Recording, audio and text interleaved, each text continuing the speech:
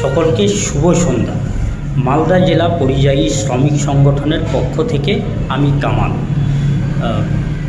জেলায় প্রায় 6 লক্ষেরও বেশি পরিযায়ী শ্রমিক আছে এবং বিভিন্ন ভারতবর্ষের বিভিন্ন রাজ্যে কাজে যান।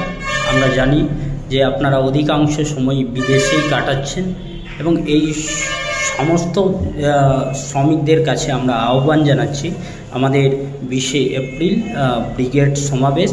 এই সমাবেশকে সামনে রেখে জেলার বিভিন্ন প্রান্ত বুথ স্তর থেকে আমাদের পদযাত্রা শুরু হচ্ছে। মানুষের রুটি এবং নিত্য প্রয়োজনীয় জিনিসের আকাশ ছোঁয়া দাম এবং পরিযায়ী শ্রমিকের ভিন রাজ্যে যে সুরক্ষার দাবি, এই সমস্ত দাবি এবং ন্যূনতম মজুরির একটা দাবি আছে, সেই দাবিকে